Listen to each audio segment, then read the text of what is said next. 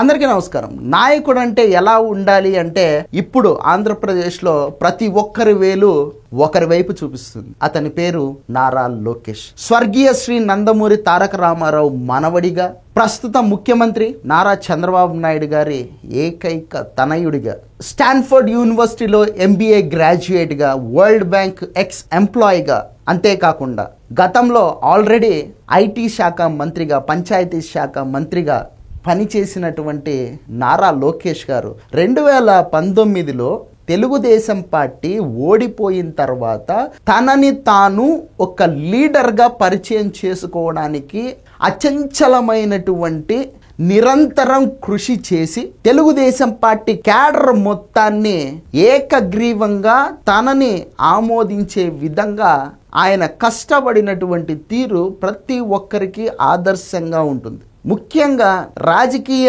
నాయకుల యొక్క వారసులు తమ క్యాడర్ ఏ మాత్రం కూడా తమ మీద డౌట్లు అనేటివి లేకుండా తమని ఏకగ్రీవంగా ఆమోదించేటటువంటి విధంగా ఎలా తమని తాము ప్రూవ్ చేసుకోవాలనే దానికి బెస్ట్ ఎగ్జాంపుల్గా నారా లోకేష్ గారు నిలబడతారు. గత 5 సంవత్సరాల్లో జరిగింది ఇది. అంతకుముందు నారా లోకేష్ గారి మీద ఓన్ క్యాడర్లోనే కొంచెం వ్యతిరేకత అనేది ఉండేదన్నమాట.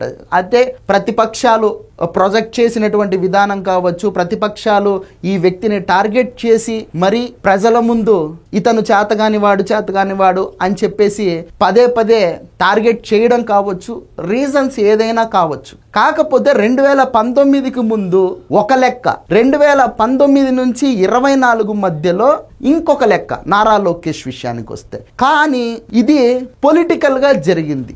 అంటే కార్యకర్తలు ఆల్రెడీ నారా లోకేష్ని తమ నాయకుడిగా ఏకగ్రీవంగా ఆమోదించేసినటువంటి పరిస్థితి 2024 లోపల. ఇక ఎలక్షన్కి ఏడాదిన్నర ముందు ఈ నారా లోకేష్ గారు యువగళం అని చెప్పేసి ఒక ప్రోగ్రాం మొదలుపెట్టి పాదయాత్ర చేసిన తర్వాత ప్రజలకు కూడా ఈయన మీద కాన్ఫిడెన్స్ వచ్చింది, నమ్మకం పెరిగింది. నారా లోకేష్ రాజకీయ నాయకుడు మాత్రమే కాదు, ఆంధ్రప్రదేశ్ భవిష్యత్తు నాయకుడు కూడా అవుతాడు అని చెప్పేసి ఆయన పాదయాత్ర చేసినటువంటి ఊళ్ళల్లో ప్రజలు మాత్రమే కాదు, ఆయన పాదయాత్రను చూసినటువంటి ప్రతి ఒక్కరూ కూడా నమ్మినటువంటి పరిస్థితి. అందుకే ఆయన సుమారు 99 నియోజకవర్గాలు పాదయాత్ర చేస్తే అందులో 98 నియోజకవర్గాలు గెలిచినటువంటి పరిస్థితి. ఇక 2024లో కూటమి ప్రభుత్వం ఏర్పడిన తర్వాత నారా లోకేష్ గారు 3 శాఖల మంత్రి అయ్యారు. సాధారణంగా ఎవరైనా సరే నాయకులు ప్రతిపక్షంలో అంటే అధికారంలో లేనప్పుడు ఎలా ఉంటారు? ప్రజలే మాకు దేవుళ్ళు, ప్రజలతోనే నేను 24 గంటలు కనెక్టివిటీతో ఉంటాను అని చెప్పేసి నమ్మబలికేటటువంటి పనులు చేస్తారు. అధికారం వచ్చిన తర్వాత ఆబ్వియస్లీ వాళ్లకు ప్రజలకు మధ్య ఉండేటటువంటి ఆ కనెక్షన్ అనేది తెగిపోతుంది. కానీ నారా లోకేష్ గారు అధికారంలోకి వచ్చిన తర్వాత ఆయన 3 శాఖలకు మంత్రిగా ఉండి కూడా ఎంతో బిజీ లైఫ్ను గడుపుతూ కూడా, అంటే పెట్టుబడులు తీసుకురావడం కావచ్చు, లేకపోతే స్కూళ్లకు సంబంధించి ఆయన కార్యక్రమాలు కావచ్చు, విద్యా వ్యవస్థలో ఆయన తీసుకొస్తున్నటువంటి మార్పులు కావచ్చు, విద్యా సంస్కరణలు కావచ్చు, లేదంటే గనక నిరుద్యోగులకు ఉద్యోగాలు ఇచ్చేటటువంటి పనులు కావచ్చు, లేదంటే రాష్ట్రంలో పెట్టుబడులు పెట్టించడానికి కోసం అని చెప్పేసి కంపెనీలతో, పారిశ్రామికవేత్తలతో ఆయన జరుపుతున్నటువంటి చర్చలు కావచ్చు, ఇదంతా ఆయన నిర్వహిస్తున్నటువంటి ఆ 3 శాఖలకు సంబంధించి బిజీ లైఫ్లో నారా లోకేష్ గారు ఎక్కడ కూడా తమ పార్టీ కార్యకర్తలతో కావచ్చు, లేదంటే ఆంధ్రప్రదేశ్ ప్రజలతో కావచ్చు, తనకున్నటువంటి కనెక్షన్ కట్ అవ్వకుండా ఆయన నిరంతరం వాళ్ళతో టచ్లో ఉంటున్నటువంటి తీరు మాత్రం అందరినీ ఆశ్చర్యానికి గురి చేస్తూ ఉంది. ఎలా ఒక రాజకీయ నాయకుడు అధికారంలో ఉన్నప్పుడు ప్రజలతో ఎలా కనెక్ట్ అవ్వగలుగుతున్నాడు, ఎలా టచ్లో ఉండగలుగుతున్నాడు అనేది మాత్రం ఇతర రాజకీయ పార్టీల నాయకులు ఆశ్చర్యంగా చూస్తున్నటువంటి పరిస్థితి. ఎలా సాధ్యం ఇది అని చెప్పేసి నారా లోకేష్ గారికి ప్రజలకు మధ్య ఉన్నటువంటి దూరం ఎంత అని ఎవరినైనా అడిగితే వాళ్ళు చెప్పేటటువంటి సమాధానం ఏంటి అంటే ఒక్క చిన్న మెసేజ్ అంత దూరమే అని చెప్పేసి మాట్లాడుతూ ఉన్నారు. వాస్తవం అది. మీకు ఏదైనా కష్టం వచ్చిందా, నారా లోకేష్ అన్న ఇది నా సమస్య అని చెప్పేసి ఒక మెసేజ్ పెడితే నారా లోకేష్ స్పందిస్తా ఉన్నాడు. మీకు కావాలంటే డౌట్ ఉంటే గనక మీ సమస్యని ట్విట్టర్ మూలకంగా ఆయన్ని ట్యాగ్ చేసి చెప్పండి చాలు, ఆయన రెస్పాండ్ అవుతాడు. ఖచ్చితంగా మీకైతే న్యాయం చేస్తూ ఉన్నాడు. మీరు చూసుకుంటే గనక ఈ 9 నెలల కాలంలో నారా లోకేష్ గారు ట్విట్టర్ మూలకంగా ఆయనకు వచ్చినటువంటి అభ్యర్థనలు కావచ్చు, లేదంటే ఆయనకు చెప్పుకున్నటువంటి సమస్యలు కావచ్చు, ఎన్నో పరిష్కరించినటువంటి పరిస్థితులు అన్నమాట.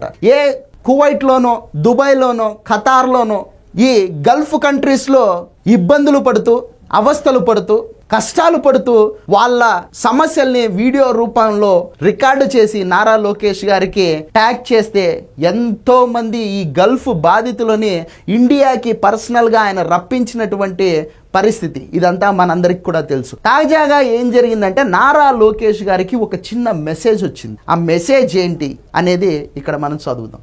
ఇక్కడ ఏం రాశారంటే, ఒక సందేశం ప్రాణం పోసింది. సందేశం అంటే మెసేజ్ అన్నమాట. ఒక సందేశం ఒక కుటుంబం ఆశయాన్ని మరొక కుటుంబం అవసరాన్ని తీర్చింది. అవయవ దానానికి సంబంధించినటువంటి సందేశం అందుకున్న మంత్రి నారా లోకేష్ దాని ప్రాధాన్యాన్ని గుర్తించి సత్వరమే సొంత ఖర్చుతో విమానాన్ని ఏర్పాటు చేసి అవయవ దానానికి తన వంతు సహకారం అందించారు. గుంటూరుకు చెందిన చెరుకూరి సుష్మా తీవ్ర అనారోగ్యంతో ఈ నెల 23వ తారీఖున గుంటూరులోని రమేష్ హాస్పిటల్స్ లో చేరారు. ఆమె గురువారం బ్రెయిన్ డెడ్ అయ్యారు.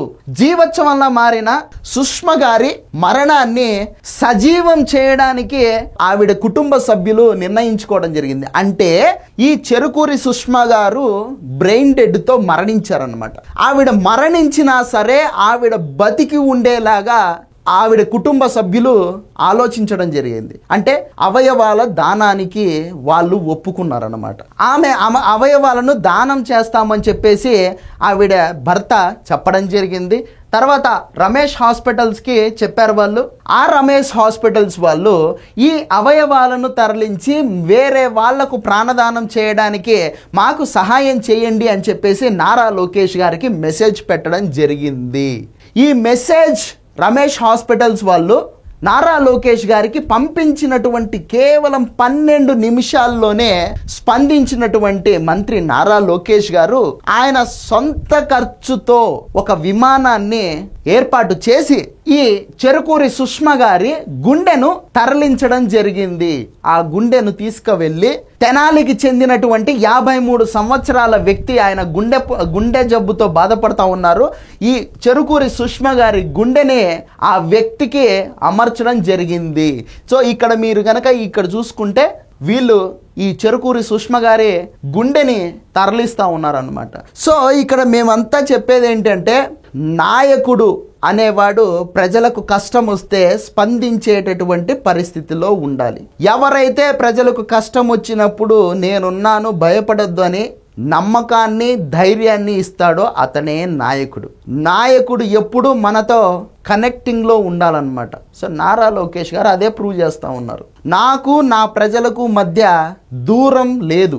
ఎంత దూరం ఉంది అని ఎవరైనా అడిగితే ధైర్యంగా చెప్పండి, ఒక్క చిన్న మెసేజ్ అంత దూరం మాత్రమే ఉంది అని చెప్పేసి. సో ఇది నారా లోకేష్ గారి పనితీరు మనందరికీ ఆల్రెడీ గతంలోనే తెలుసు. సో ఇప్పుడు కూడా ఆయన మంత్రిగా ఆయన ముద్రని వేసేటటువంటి పరిస్థితి.